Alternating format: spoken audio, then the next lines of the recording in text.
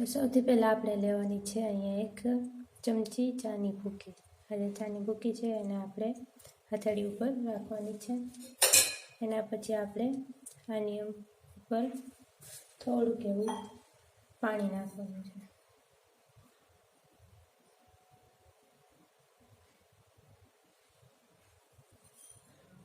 પાણી નાખ્યા પછી આપણે જે ચાની ભૂકી છે એને આવી રીતે ઘસવાની છે.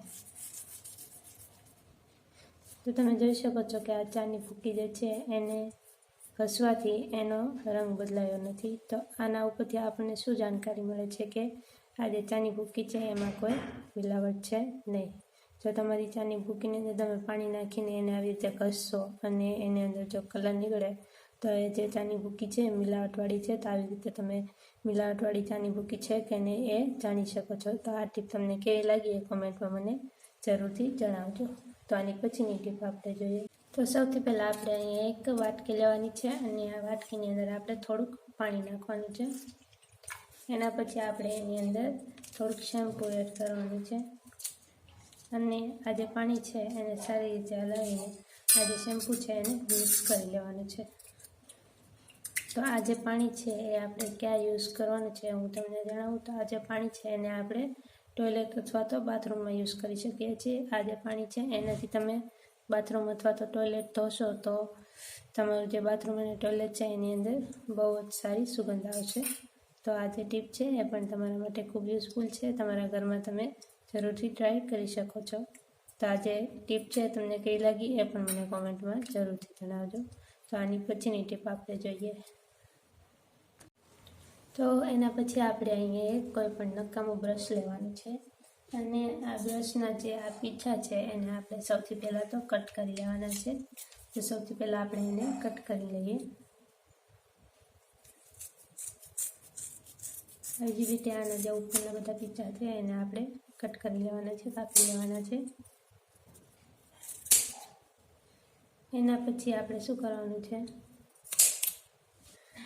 આપણે એક આવી બ્લેડ લેવાની છે અને એના પણ આપણે 2 ટુકડા કરી લેવાના છે. સૌથી પહેલાં તો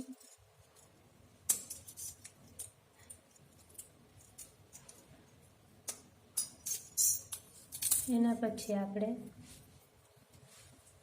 જે બ્રશ છે એની ઉપર આપણે થોડુંક એવું ગ્લુ લગાવવાનું છે. તમે કોઈ પણ ગ્લુ લઈ શકો છો, ફેવિક્વિક હોય તો ફેવિક્વિક પણ લગાવી શકો છો. તેના ઉપર આપણે ગ્લુ લગાવવાનું છે આવી રીતે. એના પછી આપણે જે બ્લેડને કટ કરી છે એ બ્લેડ આપણે આની ઉપર લગાવી દેવાની છે આવી રીતે.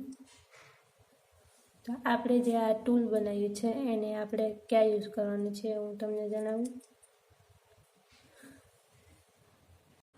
તો આ જે ટૂલ છે એને આપણે જે આ કાગળ હોય છે એને કટ કરવા માટે લઈ શકીએ છીએ. જ્યારે આપણા ઘરમાં કાચ જે હોય છે એ આપણને મળતી ના હોય ત્યારે જે આ ટૂલ છે એ આપણા માટે ખૂબ જ યુઝફુલ છે. આની સાથે જ તમે આ જે ટૂલ છે એને ન્યૂઝપેપર કટ કરવા માટે પણ લઈ શકો છો. તમને જે આ ટૂલ છે એ કેવું લાગ્યું એ મને કોમેન્ટમાં જરૂરથી જણાવજો અને ચેનલ ઉપર નવા હોય તો ચેનલને સબસ્ક્રાઈબ જરૂરથી કરતા જજો. તો આના પછીની ટીપ આપણે જોઈએ. એના પછી આપણે એક આવો દીવો લેવાનો છે અને એ જે દીવો છે એને આપણે જે સિંક હોય છે એનો જે વચ્ચેનો ભાગ હોય છે તે આવી રીતે મૂકી દેવાનો છે. તો આવું કરવાથી શું થશે કે તમારું જે સિંક છે એની અંદરથી જે રાત્રે કોકરોચ અથવા તો જે કાન ખજૂર હોય છે એવું બધું નીકળે છે તો એ નીકળશે નહીં અને તમારું જે સ્વાસ્થ્ય છે એ સારું રહેશે. તો આ જે ટીપ છે એ કેવી લાગી એ પણ મને કોમેન્ટમાં જરૂરથી જણાવજો.